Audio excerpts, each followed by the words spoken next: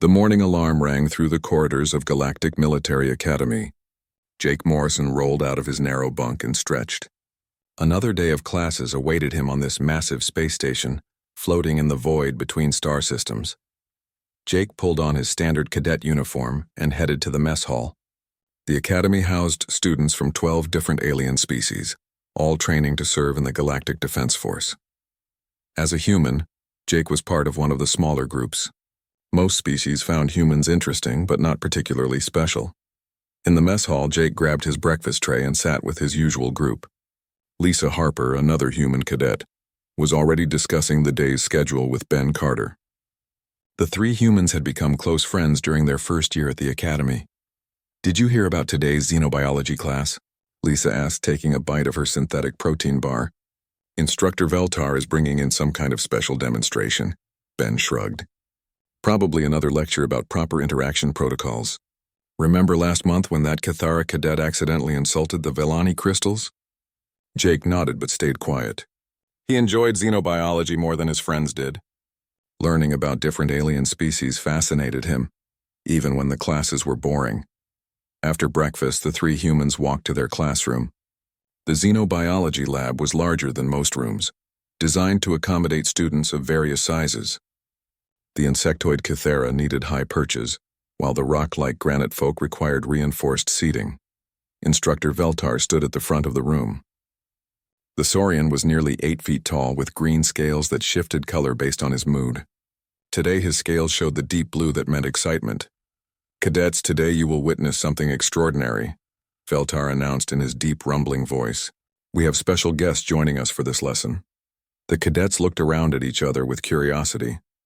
"Special guests were rare at the academy," Veltar continued. "Today you will observe 3 shadow maw cubs.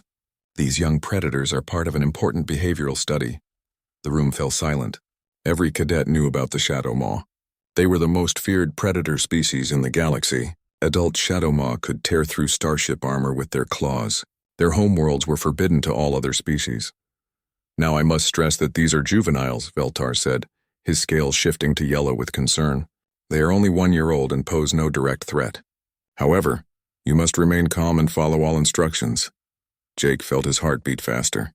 He had read about shadow maw in his studies, but no living being outside their species had ever seen one up close. 2 academy guards entered the room, followed by a hovering containment field. Inside the energy barrier, Jake could see 3 creatures that looked like a cross between large cats and shadows. They had sleek black fur, 6 powerful legs, and glowing amber eyes. Each cub was about the size of a medium dog. The guards positioned the containment field in the center of the room and stepped back. Veltar approached a control panel and began speaking. "The shadow maw are unique among galactic predators. No species has ever successfully tamed, trained, or even communicated with them. They show no interest in other life forms except as potential prey or threats." Jake leaned forward in his seat. The cubs moved with fluid grace inside their containment field. Their amber eyes seemed to look at everything and nothing at the same time. "For this exercise, we will lower the containment field and observe their natural behavior," Veltar explained. "Remember, do not make sudden movements. Do not attempt to touch them. Simply observe." The instructor pressed a button and the energy barrier disappeared. For a moment, nothing happened. The 3 cubs stood perfectly still, their heads turning to scan the room. Several cadets held their breath. Then something unexpected occurred. The cubs completely ignored the other students. They did not look at the towering granite folk or the colorful Velani crystals. They showed no interest in the insectoid Cathara or even Instructor Veltar. Instead, all 3 cubs focused their amber eyes directly on Jake. Jake froze as 6 glowing eyes stared at him. The cubs began moving, padding silently across the floor.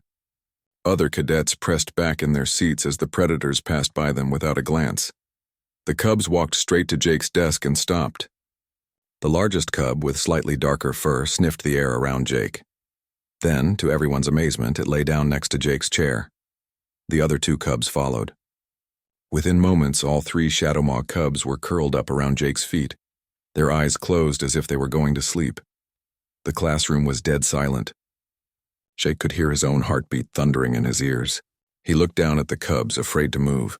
Instructor Veltar's scales had turned completely white, a color Jake had never seen before. The Saurian's voice was barely a whisper. "This is impossible." One of the guards stepped forward, but Veltar held up a hand to stop him. The instructor approached slowly, his scientific curiosity overcoming his shock. "In 10,000 years of galactic history," Veltar said softly, "no Shadow Maw has ever shown this behavior toward any sentient being. They do not form bonds. They do not show affection. They certainly do not sleep beside other species." Jake remained perfectly still. The cubs seemed completely relaxed, their breathing slow and steady. The largest one had positioned itself so that Jake's leg was touching its warm fur. Lisa whispered from her seat nearby. "Jake, what did you do?" "Nothing," Jake whispered back. "I didn't do anything." The other cadets began murmuring among themselves. The Cathera clicked their mandibles in confusion. The Vellani crystals chimed softly, a sound they made when processing unexpected information. Instructor Veltar activated his communication device. "This is Veltar in Lab 7. I need to speak with Commander Blackwood immediately. We have a situation." Jake looked around the room at his fellow cadets. Some seemed amazed, others appeared frightened. Ben was staring with his mouth open. The cubs remained asleep, completely content in Jake's presence. Jake could feel their warmth against his legs and hear their quiet breathing. Something about their presence felt right, though he could not explain why. Whatever had just happened, Jake knew his life at the academy would never be the same. The most feared predators in the galaxy had chosen him, and nobody understood why. News of the incident spread through the academy faster than Jake could have imagined. By the time he left the xenobiology lab, with the 3 cubs following him like devoted pets, half the station seemed to know what had happened. Commander Zara Blackwood, the academy's human administrator, met Jake in the corridor outside the lab. She was a stern woman in her 50s, with gray hair pulled back in a tight bun and sharp blue eyes that missed nothing. "Cadet Morrison," she said, looking down at the cubs who had positioned themselves protectively around Jake's legs. "We need to talk." The cubs looked up at Commander Blackwood but showed no sign of aggression. They simply watched her with their amber eyes. Alert but calm. "Yes, ma'am," Jake replied, not sure what else to say. Commander Blackwood led Jake to her office, followed by the cubs and a small crowd of curious onlookers.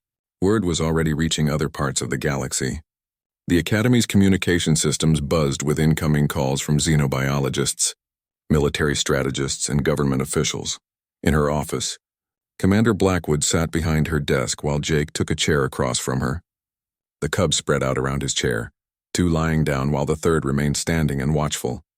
"Jake, I need you to tell me exactly what happened in that classroom," the commander said.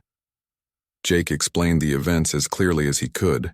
He had done nothing unusual, said nothing special, and made no attempt to attract the cubs' attention.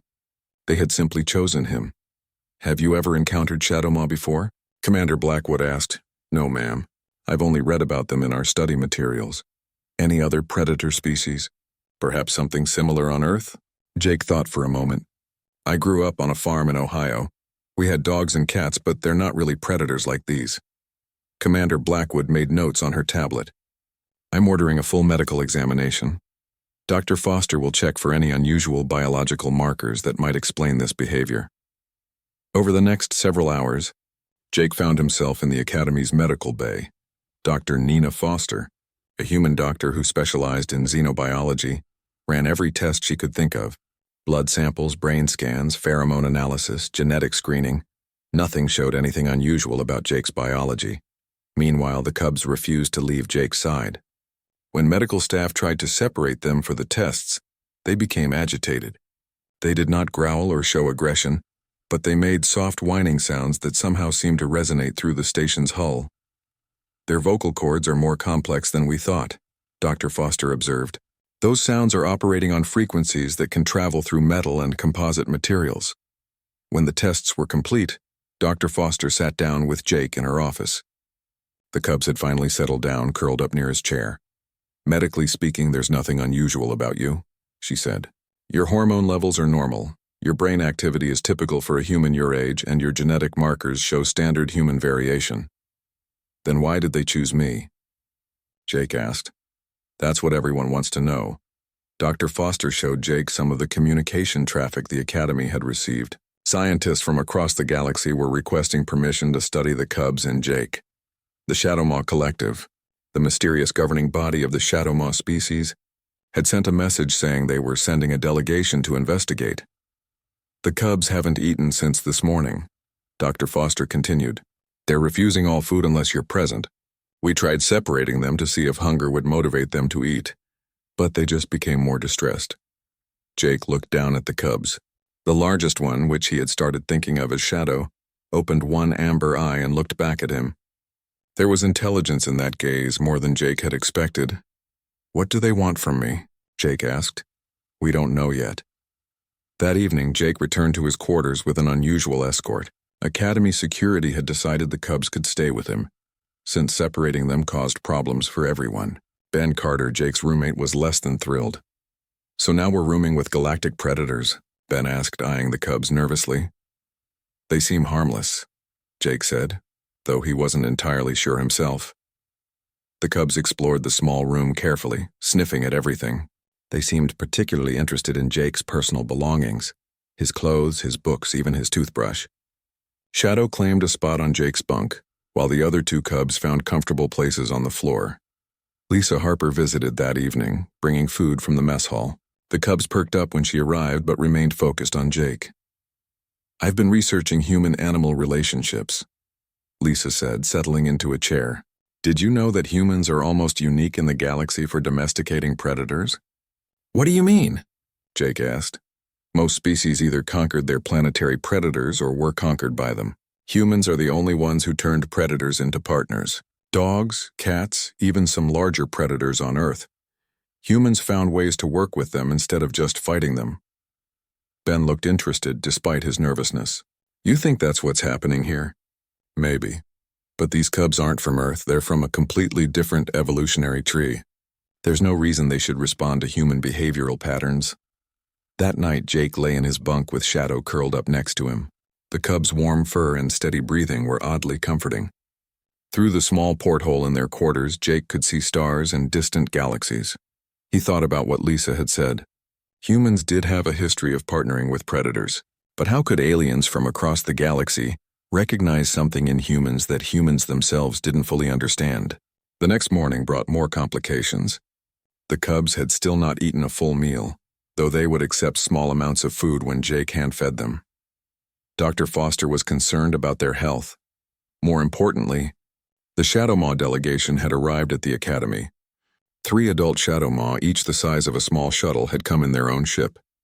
They requested an immediate meeting with Jake and the cubs. Commander Blackwood briefed Jake before the meeting. "These are the first adult Shadowmaw that any non-Shadowmaw has ever met peacefully. We don't know their customs, their language, or their intentions. Just be respectful and try not to make any sudden movements." Jake nodded, trying to calm his nerves. The cubs seemed to sense his anxiety. Shadow pressed closer to his leg, while the other 2 cubs positioned themselves protectively on either side of him.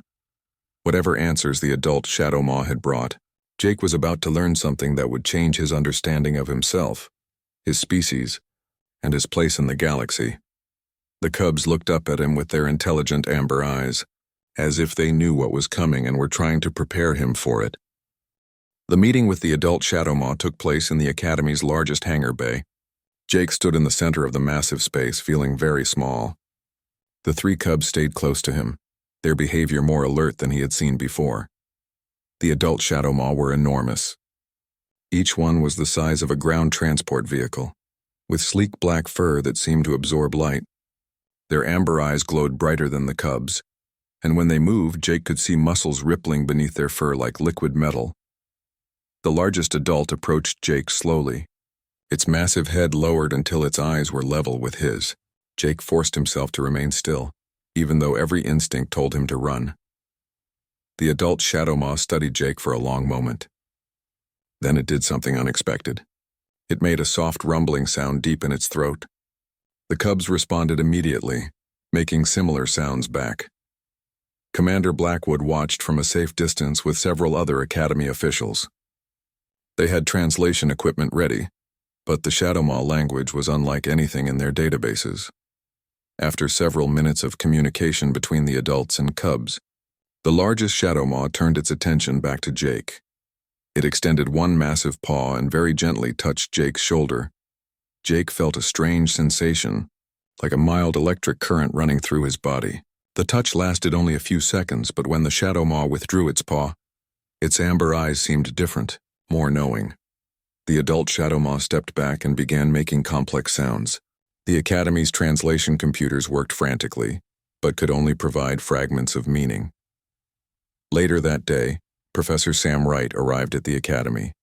He was a human xenoarchaeologist who specialized in ancient galactic civilizations. Commander Blackwood had called him when the regular translation efforts failed.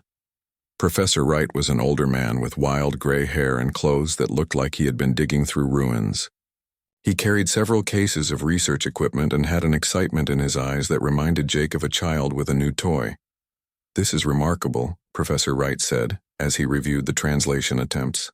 "The Shadowmaw language includes concepts that don't exist in any modern galactic culture." He set up his advanced analysis equipment in the hangar bay and requested another meeting with the adult Shadowmaw.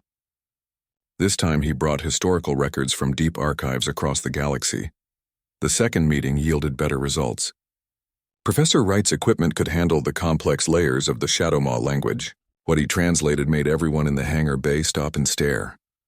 "They're talking about the packbinders," Professor Wright announced. "The what?" Commander Blackwood asked. Professor Wright pulled up holographic displays showing ancient texts and artwork. The packbinders were a species mentioned in the oldest galactic records. They lived millions of years ago, before most current civilizations existed. The images showed beings that looked remarkably human, surrounded by various predator species from across the galaxy. In every image, the predators appeared calm and cooperative. According to these records, the packbinders had a unique ability to form bonds with any predator species. They weren't telepathic and they didn't use technology. It was something more fundamental. Jake looked at the images, feeling a strange recognition. The beings in the ancient artwork could have been his relatives. Professor Wright continued his translation work with the adult Shadowmaw. What emerged was an incredible story. The Shadowmaw had genetic memories that went back millions of years. They remembered the packbinders as allies who had helped them survive a great catastrophe. According to their memories, the packbinders had vanished suddenly, leaving the galaxy's predator species alone and lost. The adult Shadowmaw had been searching for the packbinders ever since, following rumors and legends across the galaxy. When they heard about Jake and the cubs, they knew immediately what had happened. "They say humans are the descendants of the packbinders," Professor Wright translated. "The bloodline survived but was scattered across the galaxy. Most of it was diluted over millions of years, but some humans still carry the strongest genetic markers." Jake felt dizzy as he processed this information. "You're saying I'm descended from these packbinders?" "According to them, yes. And not just you. All humans carry some of these markers. But you have an unusually strong concentration." The adult Shadowmaw requested that Jake undergo additional testing, this time with equipment they had brought. The tests were unlike anything in human or galactic science. They measured energy patterns, electromagnetic fields, and biological markers that human technology couldn't even detect. The results confirmed what the Shadowmaw already knew. Jake's neural patterns, bioelectric field, and even the rhythm of his heartbeat matched ancient packbinder profiles, stored in their genetic memory. But the testing revealed something else. Other human cadets at the Academy showed similar but weaker patterns. When they were brought to meet various predator species in the Academy's menagerie, remarkable things happened. Lisa Harper formed an instant connection with a crystal predator from the Vega system. Ben Carter somehow calmed an aggressive energy being that had resisted all previous contact attempts. Even human staff members began reporting unusual interactions with dangerous species. Dr. Foster documented everything carefully. "It's not just Jake," she reported to Commander Blackwood. "Every human tested shows some level of this packbinder ability. Most humans have just never been exposed to the right predator species to trigger it." The cubs began demonstrating new behaviors around Jake. They showed him how they could partially phase out of normal space-time, becoming nearly invisible. They communicated through subsonic vibrations that Jake found he could understand on an instinctive level.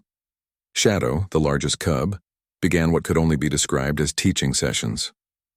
It would show Jake how to move quietly, how to sense danger, how to read the intentions of other predators. The lessons felt natural to Jake, as if he was remembering rather than learning. "They're preparing you for something," Professor Wright observed after watching one of these sessions. "For what?" Jake asked. "That's what we need to find out." The adult Shadowmaw provided more historical context through their genetic memories. The great catastrophe that had threatened the galaxy millions of years ago was not a natural disaster. It was an invasion by something called the Devourers, beings from outside the galaxy who consumed entire worlds. The Packbinders and their predator allies had barely managed to repel the invasion. The effort had cost them everything, scattering the Packbinder species across the galaxy and leaving the predator species to develop in isolation. But the Shadowmaw memories contained a disturbing detail. The Devourers had not been destroyed, only driven back. And according to the most recent memories passed down through their genetic chain, the Devourers were returning. The adult Shadowmaw showed Jake images stored in their genetic memory. Dark ships at the edge of the galaxy, worlds turned to ash, entire star systems going silent. The signs were subtle but unmistakable to those who knew what to look for. "They've been monitoring the galaxy's edge for generations," Professor Wright translated. "The Devourers' advanced scouts are already here, testing our defenses and studying our civilizations."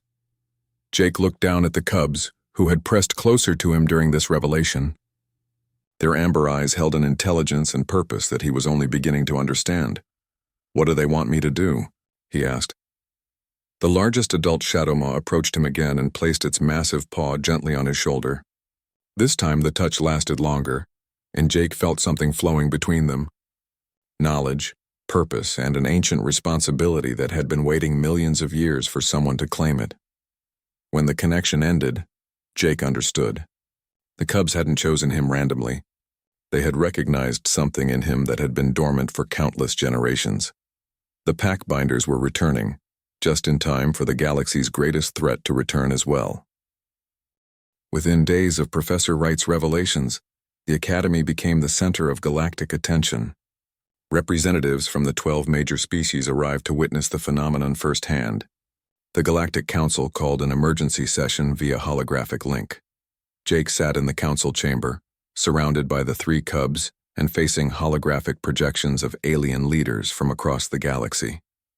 The Villani Prime frequency hummed with crystalline concern, while the Granite Collective spokesperson spoke in slow, deliberate tones.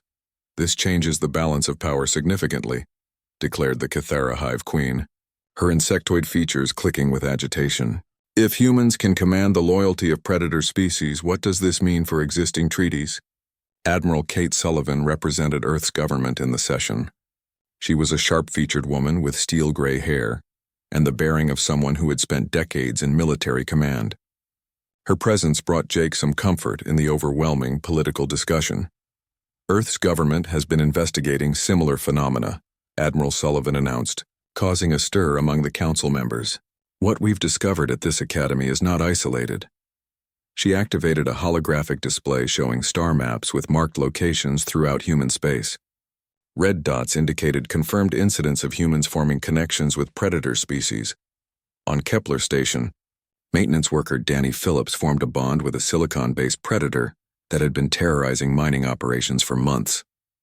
On the frontier world of New Montana, settler Maria Santos somehow tamed a pack of energy beings that phased through solid matter. The display showed dozens of similar incidents. Humans across the galaxy were unconsciously forming alliances with predator species that had never shown such behavior before. "The pattern extends beyond individual cases," Admiral Sullivan continued. "We've documented instances of humans communicating with mechanical hunter-killers, forming partnerships with plasma-based life forms, and even achieving peaceful contact with digital predators that exist in computer networks." Jake watched the council members process this information. The implications were staggering. Humans weren't just capable of bonding with biological predators. They could connect with any type of predator, regardless of its physical nature. After the council session, Admiral Sullivan met privately with Jake and Commander Blackwood. The cubs remained alert during the meeting as if they understood the importance of the discussion. "Jake, I need you to understand something," Admiral Sullivan said. "Earth's government has been preparing for this moment for longer than you might think." She showed him classified reports dating back decades. Earth's xenobiologists had noticed unusual patterns in human-alien interactions, but hadn't understood their significance until now. Your father, Captain Robert Morrison, filed one of the first reports, Admiral Sullivan said. Jake's eyes widened. His father had died in a transport accident when Jake was young, and he had always been told it was a routine cargo mission. Your father wasn't running cargo, Admiral Sullivan continued. He was part of a secret research mission investigating reports of humans forming unusual connections with alien predators. His transport was attacked by something we now believe were Devourer scouts. The revelation hit Jake like a physical blow. The cubs sensed his distress and pressed closer to him, offering what comfort they could. We think the Devourers have been systematically eliminating humans who showed strong packbinder traits, Admiral Sullivan explained. Your father's death wasn't an accident.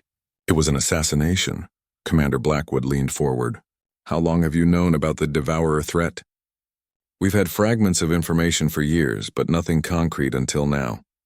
The Shadow Maw genetic memories provide the first clear picture of what we're facing. That evening, the Cubs led Jake to a part of the academy he had never seen before. Using their phasing abilities, they guided him through solid walls into the station's lower levels. The corridors here were older, with different architecture than the rest of the academy. Deep in the station's core, the Cubs brought Jake to a hidden chamber. The walls were covered with symbols that looked ancient beyond measure. As Jake approached, the symbols began to glow with soft light. These weren't part of the original station design, Jake whispered. Shadow, the largest cub, placed a paw on one of the symbols. The entire wall lit up, revealing a complex message carved into the metal. Jake found he could read the symbols, though he had never seen them before. The knowledge seemed to flow directly into his mind, bypassing his normal learning processes. The message was from the original packbinders, left millions of years ago as a warning and instruction for their descendants. It told the story of the Great War against the Devourers and the desperate measures taken to save the galaxy. The packbinders had not simply vanished.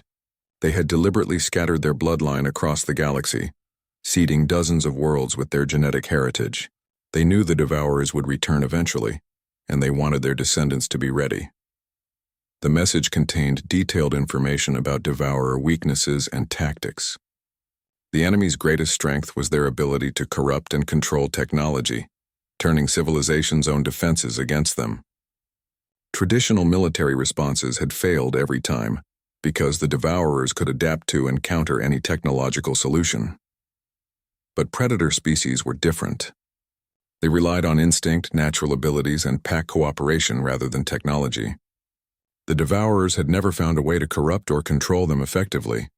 The ancient message also revealed the full scope of packbinder abilities. Jake learned that the connection wasn't just about forming bonds with predators.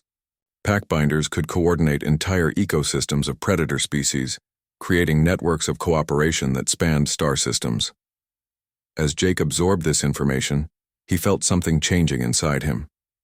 His awareness expanded, and he began to sense predator species throughout the academy and even on nearby ships. Each one registered as a distinct presence in his mind, like points of light in a vast network. Professor Wright found them in the chamber several hours later, following energy readings from his scanning equipment. When he saw the glowing symbols, his excitement was barely contained. "This is the archaeological discovery of the millennium," he breathed. "These symbols predate every known civilization." Jake shared what he had learned from the message. Professor Wright documented everything, but Jake knew that the most important knowledge couldn't be recorded in any database. It was becoming part of him, changing how he perceived the universe. The next morning brought disturbing news from the galaxy's edge. Long-range sensors had detected anomalous readings from several star systems. Entire planets had gone silent overnight, their communication arrays no longer responding to signals. Admiral Sullivan arrived with a fleet of Earth ships, along with representatives from the Shadow Maw Collective and other predator species. The Academy was being transformed into a staging area for something unprecedented in galactic history. "The advance phase has begun," Admiral Sullivan announced at an emergency briefing. "The Devourers are no longer hiding. They're testing our response capabilities." Jake stood before a gathering of military leaders, scientists, and alien representatives. The Cubs flanked him, their amber eyes reflecting the seriousness of the moment. According to the ancient records, We have perhaps months before the main invasion begins, Jake said, his voice carrying an authority that surprised him. The Packbinder message contains strategies for coordinating predator species across multiple star systems. But it will require humans who can handle that level of connection. He looked around the room at faces filled with hope and fear. We need to find other humans with strong Packbinder genetics and begin training immediately. The galaxy's survival depends on rebuilding an alliance that was broken millions of years ago. Admiral Sullivan nodded. Earth is already identifying candidates. We're bringing them here for assessment and training. As the meeting continued, Jake felt the weight of destiny settling on his shoulders. The quiet cadet who had simply wanted to pass his xenobiology exams was becoming something he had never imagined. The cubs seemed to sense his thoughts. Shadow looked up at him with those intelligent amber eyes and made a soft sound that Jake now understood meant acceptance and loyalty. The Packbinders were returning to face their ancient enemy, and this time they would not face them alone. 3 weeks after the hidden chamber discovery, the Academy had transformed into something unrecognizable. Ships from across the galaxy docked at the station daily, bringing humans who had shown Packbinder abilities and predator species seeking to form new alliances. Jake stood in the main hangar bay, watching the latest arrivals. A transport from Earth brought 12 more humans, including a young woman named Carol Davis who had formed a bond with the mechanical hunters on Titan Station. Behind her walked 2 of the machine predators, their metal forms gleaming under the hangar lights. The sight no longer surprised Jake. Over the past weeks, he had seen humans arrive with crystal predators, energy beings, digital entities that lived in computer networks, and even stranger creatures that defied easy classification. Each partnership was unique, but all shared the same basic pattern: predators recognizing something in humans that drew them into cooperation. Ben Carter approached Jake carrying a data tablet. His roommate had volunteered to help coordinate the growing alliance, using his tactical training to organize the complex logistics. The latest report from the Outer Rim, Ben said, his expression grim. 3 more star systems have gone dark. The Devourers aren't hiding anymore. Jake took the tablet and reviewed the data. The pattern was becoming clear. The enemy was systematically eliminating communication networks and isolated colonies, testing galactic response times and studying defensive capabilities. How long before the main force arrives? Jake asked. Admiral Sullivan estimates 6 to 8 weeks based on the progression pattern. Shadow padded up beside Jake, followed by the other 2 cubs. They had grown noticeably larger over the past weeks, and their abilities had developed as well. They could now phase completely out of normal space-time for short periods and communicate across vast distances using subsonic frequencies. Lisa Harper joined them, accompanied by the crystal predator she had bonded with. The Villani crystal creature shimmered with internal light, its faceted surface reflecting the hangar's illumination in rainbow patterns. The Shadowmaw Collective sent another message, Lisa reported. They're recalling all their scattered packs to a central location. They want to begin the formal alliance ceremony. Jake nodded. The ceremony was something from the ancient Packbinder records, a ritual that would officially restore the alliance between humans and predator species. According to the historical data, such ceremonies had been necessary to coordinate the massive predator networks needed to fight the Devourers. Are we ready? Jake asked. It was a loaded question. Over the past weeks, Jake had discovered the true scope of Packbinder abilities. He could now sense predator species across multiple star systems and coordinate their movements through the network of connections. But the strain was enormous, and he was still learning to handle the mental load. The training groups are showing good progress, Lisa said. Carol's connection with the mechanical hunters is particularly strong. And the new arrival from New Tokyo, Kevin Park, has an amazing bond with those plasma entities. Jake had been working with the other Packbinder humans, teaching them what he had learned from the ancient records. Each person's abilities manifested differently, but all showed the same fundamental capacity to form deep connections with predator species. Dr. Foster approached their group, tablet in hand and excitement in her voice. Jake, we've made a breakthrough with the genetic analysis. She showed him the latest research results. We can now identify Packbinder genetic markers with near-perfect accuracy. Earth's government is using the test to screen the entire human population. How many? Jake asked. Current estimates suggest about 1 in every 1,000 humans carries strong packbinder genetics. That's roughly 8 million people across all human colonies. The number was staggering. 8 million potential packbinders meant the alliance could be far larger than anyone had imagined. There's more, Dr. Foster continued. The genetic markers aren't randomly distributed. They're concentrated in families with histories of working with animals, exploring dangerous territories, or serving in high-risk occupations.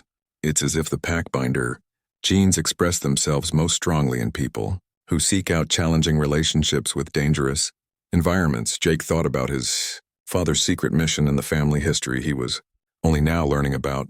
The patterns made sense in a way that felt both surprising and inevitable. Commander Blackwood's voice echoed through the hangar's communication system. All packbinder candidates report to Assembly Hall 1.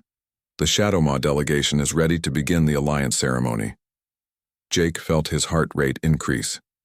This was the moment everything had been building toward. The cubs sensed his nervousness and pressed closer to him, offering their support. Assembly Hall 1 had been cleared of all furniture and equipment. The floor was covered with symbols that the Shadowmaw had inscribed using their claws. The patterns matched those Jake had seen in the ancient chamber, but these were fresh and glowing with energy. 37 humans stood in the center of the room, each accompanied by their predator partners. Jake was amazed by the diversity of the species represented. Alongside the more familiar biological predators were beings of pure energy, crystalline entities, mechanical hunters, and several species that seemed to exist partially outside normal space-time. The adult Shadowmaw entered the hall with ceremonial gravity.